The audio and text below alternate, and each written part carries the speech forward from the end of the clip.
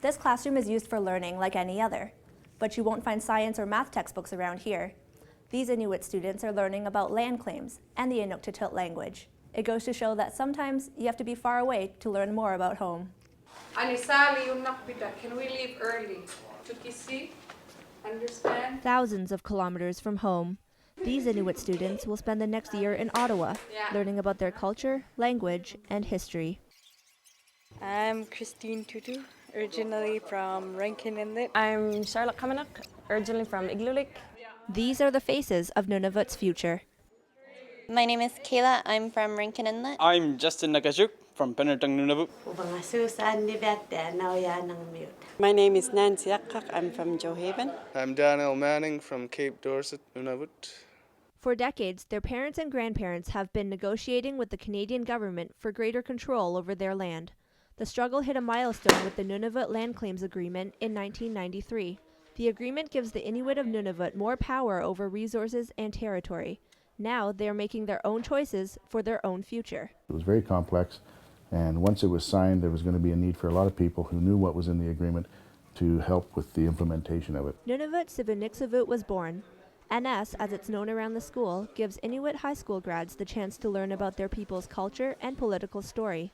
Students also get the skills and confidence they'll need to play an active role in the future of Nunavut. The first year we started with 10 and only 6 finished. This year we started with about 46. Most students come for a year and have the option to apply for a second. Learning begins as soon as they get to Ottawa. I know a lot more about the Land Claims Agreement now. About our culture and our history and language and everything, how Nunavut was created, and it's just amazing. I want to learn Inuktitut. That's a very big reason why I came here. You really learn a lot about yourself too as an Inuk. Students get a tremendous amount. They get all the things that any young person gets when they leave home and live on their own for the first time. Learning how to do homework without people telling you to do it all the time, constantly, and living on your own, basically. Yeah, independence. The transition can be hard. This is a very complex world down here compared to back home. There's a lot of challenges. There's no family here. I don't really like how busy it is here. Living in the south, you don't get as much clean air as living in the north. It's been hard at first, yeah. It's all good now. What kind of things made it hard? Like homesickness and trying to cope with the change. Coming to NS is a big step, one not everyone is ready for right after high school. When I graduated 2 years ago, I had the application filled out, and last minute I ripped it up. I was like, I'm not ready. Last year, filled it out, same thing, looked at it, I'm not ready. This year, I was like, I'm ready for change. I want to do something with my life, something positive. One of the most positive parts of the experience are the relationships formed at NS. Relationships are formed here that are lifelong. It's going to do something useful for Nunavut's future by the fact that these relationships have been forged here at this point in their lives. So when 10 years from now, 15 years from now, when they're in positions of significance back home in their own region, the ties that they've made early on in their adult lives are going to help be glue for Nunavut as a whole later on. These relationships don't just form in classrooms. Students also bond over cultural activities. I've been doing drum dancing all my life, ever since I was a little boy. Drum dancing is very traditional, and it opens up the ceremonies and closes the ceremonies.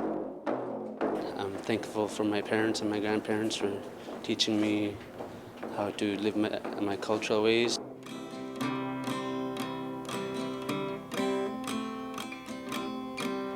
I love performing, so I wanted to do that as well, and learn more about Nunavut's history, why it became, how, and what we went through to get it.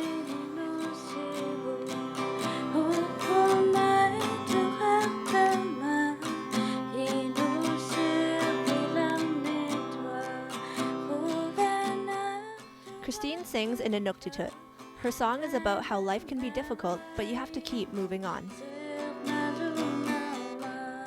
Tivai Mackay is one graduate who's moved on from NS. For the past 4 years, she's been studying journalism at Carleton University. I'm actually audio editing an interview that I did this morning for a chase story for our midweek radio show. Between keeping up with classes and applying for law school, Tivai still finds time to give back to NS. I've always wanted to give back somehow. I'm finally at a point where I feel like my skills and training at Carleton has prepared me to be a tutor at this point.